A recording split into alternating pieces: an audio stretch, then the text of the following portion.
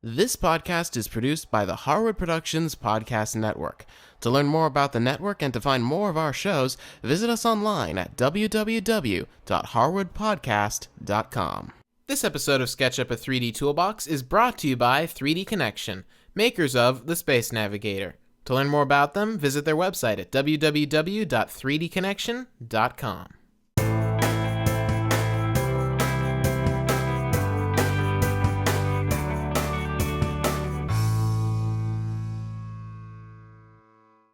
Hey there guys, and welcome to another episode of Sketchup, a 3D Toolbox. I'm Cameron Harris, and this is episode number 35. Now today, I'm going to talk to you about layers. Now layers are a pretty interesting tool in Sketchup. They basically allow you to group objects together into one group or layer, and then turn that on or off in terms of whether it gets actually rendered and is visible in your model or not.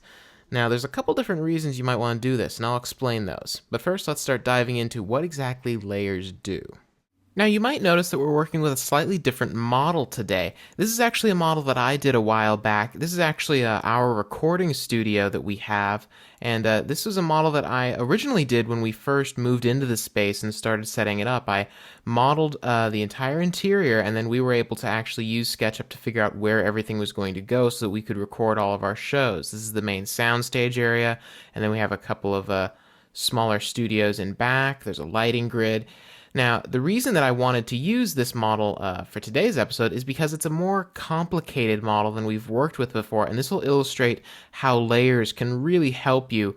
If you want to download this file and play with it for yourself and see how layers can affect it and everything, you can download it from our website. Just go to the show notes for this episode, and I'll have this file for the lesson project. You can download it from there. Now, as you can see, we've got a pretty complex model here. This is fairly large. We've got a lot of stuff going on. This is the main soundstage area, and you can see that if we go into these back rooms here, you can see we've got some chairs, some tables, some sound panels here. And then if I turn around here, we've got some photo textures on the floor. Got some more furniture in here.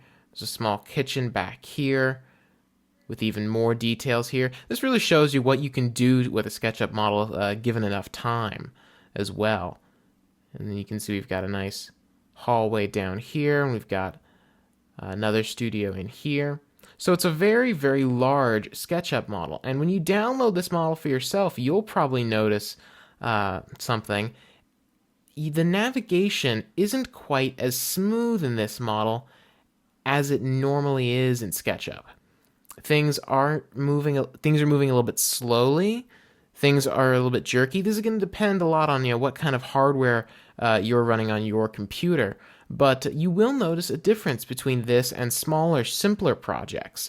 And the reason you're going to be noticing a bit of a slowdown is simply because SketchUp is having to render a lot of things. It's having to generate a lot of 3D images for you to see. And that takes a lot of computer processing power, and the more complicated your model, the more it has to draw and figure out. Now, this is where layers come in. Layers are essentially a way to group certain objects in SketchUp together and be able to turn them on and off without actually deleting them. And there are a couple different reasons you might want to do that, but the big reason is to keep your model not necessarily small, but keep what you can see at any given point simpler. And that'll make it easier and to model in because it's much faster and it's much simpler and you can do more quicker. So let me show you how layers work. The first thing you want to do is you actually want to be able to see what layers you have in your model. And the way you do that is by going up to Window in the menu bar. You go up to Window and then Layers right here. And when you click that, you get this palette right here, this layers palette. And you can see in here, you have a whole list of layers. And these are layers that I've actually created myself. But when you start out in SketchUp, there's only going to be one layer by default. And that's this one right here, Layer 0. That's the default layer. Now, you can't delete that layer. And you can't rename it even if you add other layers, so you're always going to have layer 0 no matter what, but you can add other layers on top of that.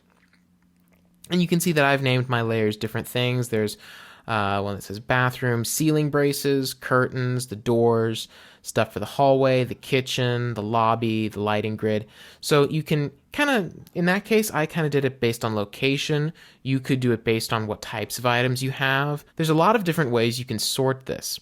So like here, for example, I have all the loft railings right here. So that's all of these white railings up here. And then I have the kitchen, which is just everything that's in the kitchen. So that's very nice. You group all these things together, but just grouping them doesn't actually do anything in terms of how your model looks. It doesn't really make any difference at all. What does make a difference is that when you open up the layers palette, you have these checkboxes next to them. And you notice up at the top it says visible. These checkboxes, if they're checked, you'll be able to see all of these layers. But if you uncheck them, you'll be able to turn off layers, which will make anything that's within that layer invisible, just temporarily. You can always turn it back on if you want. So for example, this lighting grid layer right here is all of these little metal poles that are arranged in this grid. If I uncheck the visible checkbox next to lighting grid, you'll notice they all go away. And by doing that, my model is now, extremely simplified. I can actually see what's going on a little bit better. That's another thing. If things like the lighting grid are getting in your way while you're trying to look at things, turning off that layer can be a really nice way to just kind of get it out of your way temporarily, turn it back on when you're finished. But you can see that this is now moving much, much smoother. If you download this and try it for yourself, you'll really get a sense of that. And of course, if I wanted to turn it back on, all I have to do is just check the box again, and they come back just as they were. I'm going to leave those unchecked for now. And I can even go one step further. For example, I could turn off, not really going to be doing anything with the ceiling, so I could turn off the ceiling braces. That gets rid of those. And here's a really good example. If I'm modeling something out in this main soundstage area, well, I can't see what's in the back rooms there, so there's no reason for Sketchup to continue rendering those. So I can uncheck the kitchen, the hallway, the bathroom, the lobby, and even Studio A, this back room right here. And you can see that now, although it doesn't look like anything's really different from out here, if I were to go into this back area, you can see that it's moving much faster now. You can see there's nothing in this hallway, there's nothing in the kitchen area, and there's nothing in Studio A. Well, there's a floating television, but that was just user error there. And if I go through this wall out into the sound stage, you can see we've got this set here. That's the quilting set. I can uncheck that box as well because I'm not working on that. That disappears. So this can be a really great way to streamline your model and make it a little bit easier. Now, I'm sure you're wondering, how exactly can I create layers and assign objects to those layers? I'll show you how you can do that. So one thing that you need to do is you need to figure out what you want to have in your layer. Now, in this case, what I've done is I haven't put any of these objects in this room. This is what we call Studio B. I haven't put any of these objects in a layer. Now, that doesn't mean they're not in a layer. If you don't assign an object to a layer, its default is to go to layer 0. So if you never mess with the layers, it just goes to layer 0. You'll also notice you have this little button next to each one of these layers. If whichever one of these buttons is selected is whatever the active layer is. And that means that anything you draw goes into the active layer. So for example, if I were to switch to the rectangle tool and just real quickly draw some kind of a rectangle thing there, these objects are going into the active layer. So they're automatically put in layer 0. But if I were to choose the kitchen layer as the active layer and draw, these objects are put in the kitchen layer. You can see if I turn off the kitchen layer, well, I can't hide the current layer. So if the kitchen is the current layer, I can't turn it off. But if I switch back to layer 0 as the current layer and turn off the kitchen, you can see that those rectangles go away.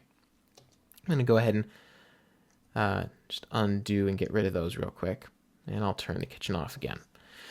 So in this case, what I want to do is I want to select all of the furniture and extra little bits in this room, Studio B, and put them in a new layer.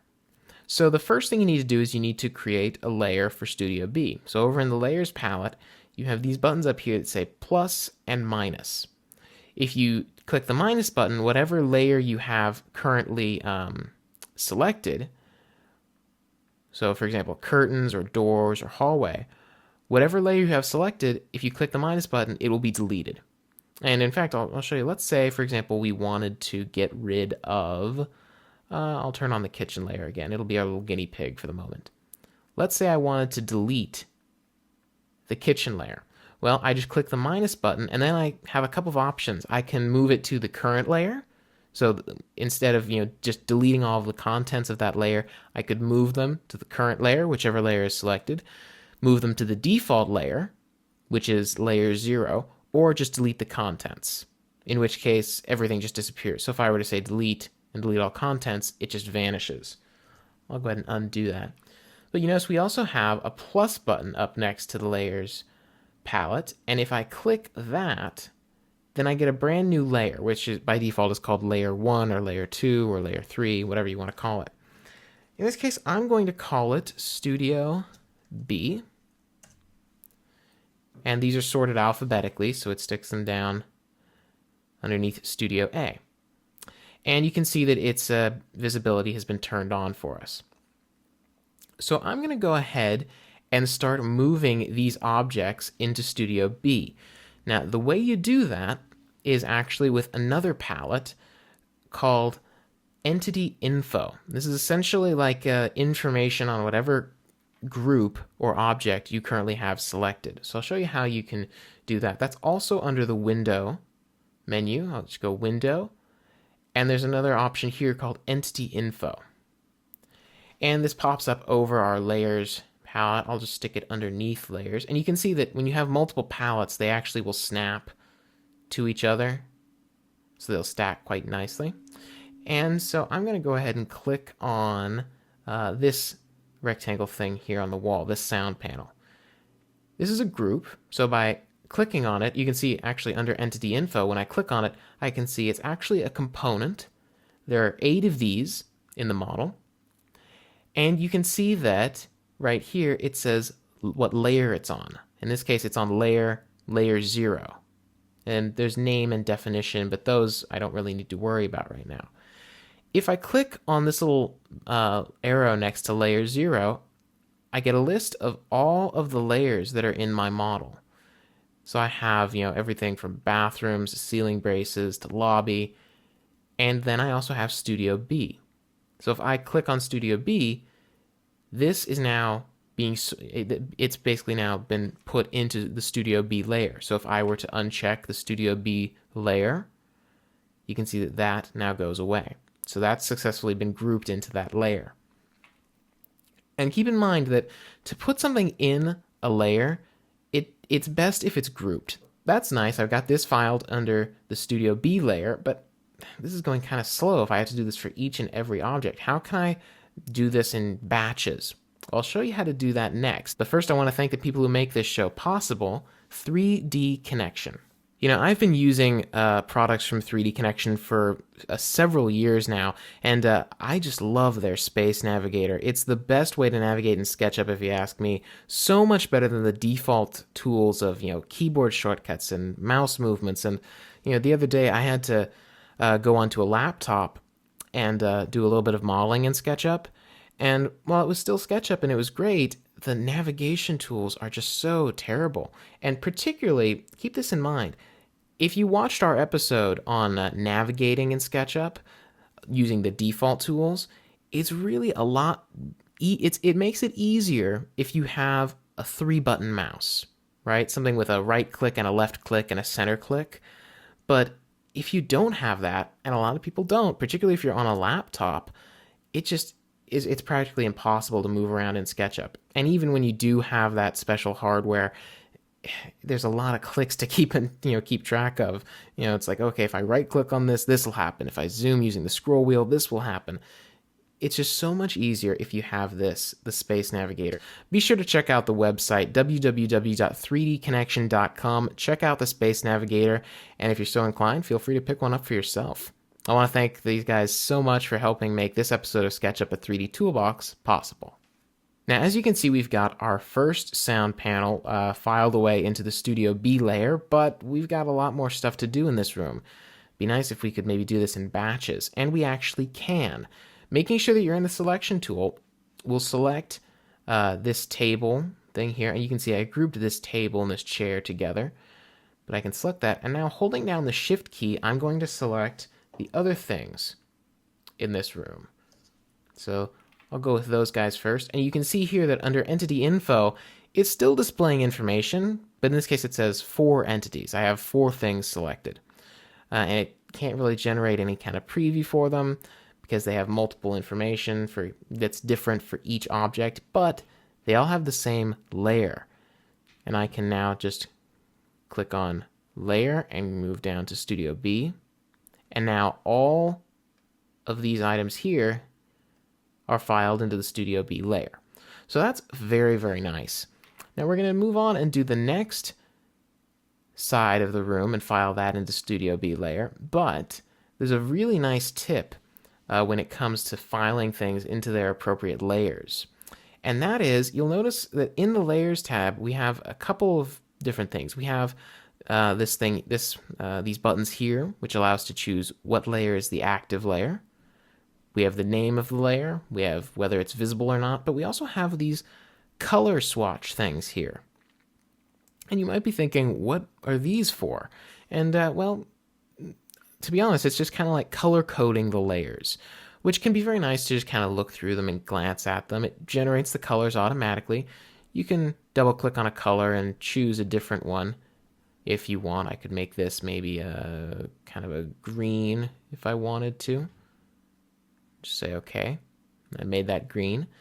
But you'll notice that it's not affecting the color of anything in our model. Well, that's because color coding a layer is different than actually applying a color texture. If you want to view your layers as their color-coded, elements, you can actually click on this little button here. I'm not really sure what to call this. It's like a little arrow with a drop-down menu next to it, but it's pretty small. But whatever it is, just click on that. And there's an option for purge. We don't want to do that. We want to color by layer. And if you click that, everything in your model changes color. And you can see that at the moment we're getting kind of a very weird effect, but this doesn't affect the actual textures. This is all completely temporary. If you just go up to that button again and just uncheck the color by layer option, it goes back to its normal coloration. But basically, the color of these objects changes depending on what layer they're filed under. So for example, you can see that Studio B right here, its color palette is this kind of blue, and you can see that the objects we just filed into Studio B are that blue. Whereas layer 0 is this kind of salmon color, and you can see that these objects over here on this side of the wall are still that salmon color. We can still go ahead and select things in model just like normal, albeit with a very different color palette. So I can go ahead and select all of these objects here that are this salmon color. Just go through here, and then I'll select these objects here, grab the chairs, and finally just the back wall. You can see that if something is a photo, this is actually a photo of our logo that I imported, those remain in their photo state, because they aren't actually a model in SketchUp, they're just a photo that you've imported. So now I've got everything that I want selected. I can go ahead and click on the layer button in the Entity Info palette and click on Studio B. And you see that the instant I do, I'll go ahead and close the color palette here. The instant that I do, they all turn to that blue color. And now I can go ahead and turn off color by layer. And now when I turn off the checkbox for Studio B, everything goes away. Now, you can do this with your model in a variety of different ways. You can do it in a way where I've kind of organized it based on the room. So you can turn off a room if you're not actually in it. Or you could do a thing where you kind of go all out and you have different categories of objects. These are, all the plants, these are all the doors, these are all the railings. You can go something very simple where you could even just divide your model into two. We have this half and we have this half. We can turn off this half or we can turn off that half. You could do this, pretty much any way you want, but it does make it very easy to turn things on and off really quickly in SketchUp. Well, I hope you enjoyed this episode. Layers are a really interesting tool in SketchUp because you can use them to either turn things off and just get them out of your way, but also when you get into more complex models like we were working with today, they can really help you in terms of speeding up your model and making it so that you can get more done faster. Now, until next time, be sure to visit our website at www.harwoodpodcast.com. Remember that if you go to the show notes for this episode, I'll have the exact same model that I was working with today available for download. That's the lesson file for this episode, so you can download it and play with layers all you want. And if you have any questions or comments for me about the show, be sure to send me an email at cameron@harwoodpodcast.com. Until next time, I'll just say goodbye and good modeling.